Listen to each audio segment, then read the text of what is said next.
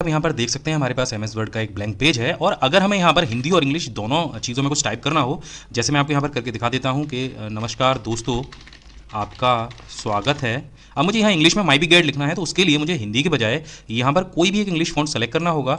उसके बाद यहाँ पर माई बिग गाइड लिखना होगा और उसके बाद अगर मुझे फिर से यहाँ पर हिंदी में टाइप करना है तो दोबारा जाना होगा फ़ॉन्ट के ऑप्शन पर, फिर से मुझे हिंदी फ़ॉन्ट लगाना होगा और दोबारा यहाँ पर लिखना होगा कि आज हम आपको बताने वाले हैं एक बेहतरीन ट्रिक। ठीक है, और अगर दोबारा से मुझे यहाँ पर फिर से इंग्लिश लेना है तो फिर से मुझे फ़ॉन्ट चेंज करना होगा। ये समस्या एक नहीं बहुत सारे लोगों के साथ में आती है कि जहाँ पर उनको मिक्स टाइपिंग करनी है तो वो बार बार जो फ़ॉन्ट चेंज करने वाली चीज़ होती है वो बहुत इरिटेट करती है, बहुत परेशान करती है। तो यहाँ पर मैं आपको बताने वाला हूँ एक बेहतरीन ट्रिक जो आपके बहुत काम आएगी। जो फ़ॉन्ट चेंज करने वाली चीज़ है उसको तो आप भूल ही जाएंगे, इसी ट्रिक का आप इस्तेमाल करेंगे, ये मेरा दावा है आपसे। आपको ये जो सेटिंग है ये केवल एक ही बार करनी है, आपको बार बार सेटिंग नहीं करनी है। तो इसके लिए हम सबसे पहले एक छोटा सा काम कर लेते हैं, जाते हैं ऑफिस बटन पर और यहाँ पर वर्ड ऑप्शन में जाते हैं। यहाँ पर आपको वर्ड ऑप्शंस दिखाई देंगे। अब यहाँ पर आपको जो पॉपुलर टैब है वहाँ पर आपको एक ऑप्शन दिखाई देगा show developer tab in the ribbon. इस पर टिक लगा दीजिए और यहाँ से ओके कर दीजिए। सिंपल इतना काम करना है। इसके बाद जाना है आपको डेवलपर टैब पर और यहाँ पर आपको दिखाई देगा मैक्रोस का ऑप्शन। तो ये जो मैक्रोस है ये क्या होता है, कैसे काम करता है, इसके बारे में एक वीडियो में आपको पहले बता चुका हूँ, लिंक आपको डिस्क्रिप्शन में मिल जाएगा, उसको देख लीजिएगा, वो भी बहुत काम का है। अब सिंपल आपको करना क्या है, यहाँ से आप इस पैराग्राफ को हटा दीजिए। तो यहाँ पर आपको सबसे पहले जाना है रिकॉर्ड मैक्रोस के बटन पर।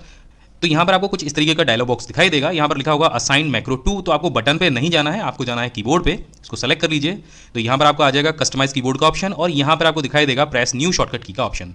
अब यहाँ पर आपको सिंपल एक शॉर्टकट की बनानी है अपना फ़ॉन्ट चेंज करने के लिए। तो यहाँ पर हम एक सिंपल शॉर्टकट की बना लेते हैं। कंट्रोल के साथ में आपके नम लॉक का जो 1 बटन है उसको प्रेस कर दीजिए। तो आप देखिए यहाँ पर आ गया कंट्रोल प्लस नम 1। इसको यहाँ से असाइन कर दीजिए और क्लोज कर दीजिए। अब आप देखेंगे आपके माउस के कर्सर पर पुराने जमाने की जो टेप रिकॉर्डर वाली कैसेट होती थी उसका आइकन आ जाएगा। इसका मतलब अब जो आपका मैक्रोस है वो रिकॉर्ड होना शुरू हो गया है। अब यहाँ पर आपको होम बटन पर जाना है और सिंपल कुछ नहीं करना।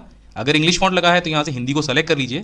अब मैं एक चीज़ और बता देता हूँ, हिंदी का जो साइज़ 16 है और इंग्लिश का जो साइज़ 12 है लगभग बराबर दिखाई देते हैं। तो अगर आप यहाँ से हिंदी सेलेक्ट कर रहे हैं तो यहाँ पर जो साइज़ है उसको 16 सेलेक्ट कर लीजिए। ठीक है, अब बस कुछ मत करिए, अब दोबारा से डेवलपर टैब पर जाइए और मैक्रोस को स्टॉप कर दीजिए। इसका अर्थ ये हुआ कि आपने जो कंट्रोल 1 कमांड है वो सेव कर दी है हिंदी फॉन्ट के लिए, साइज़ 16 के लिए। अब इसी तरीके से आपको इंग्लिश फॉन्ट को सेलेक्ट करना है। तो दोबारा से रिकॉर्ड मैक्रो के ऑप्शन पर जाना है। यहाँ पर आपको अपने आप जो मैक्रो 2 है वो रिकॉर्डेड दिख जाएगा।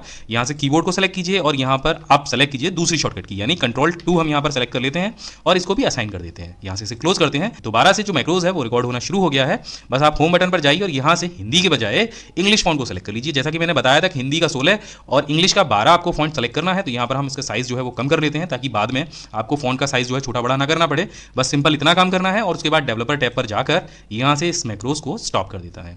अब हुआ क्या कि आपके जो दोनों मैक्रोस हैं वो रिकॉर्ड हो गए हैं, आपके कीबोर्ड के बटन पर सेट हो गए हैं। अब आपको अगर हिंदी फॉन्ट को सेलेक्ट करना है तो सिंपल आपको प्रेस करना है कीबोर्ड से हिंदी के लिए कंट्रोल 1।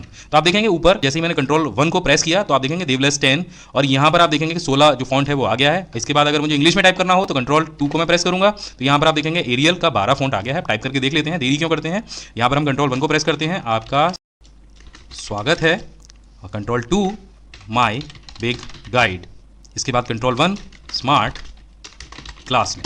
तो सिंपल आपको फॉन्ट चेंज करने के लिए कुछ भी ज़्यादा नहीं करना है। आपको 2 शॉर्टकट्स बनाने हैं, मैक्रोस का इस्तेमाल करना है। अगर आपको शुरुआत में थोड़ी सी दिक्कत हो, क्योंकि ये काम आपको बार बार नहीं करना है, सिंपल एक बार आपको ये काम करना है जिस भी कंप्यूटर पर आप काम करते हैं और कंप्यूटर खोल के बस केवल शॉर्टकट से ही ये फॉन्ट चेंज कर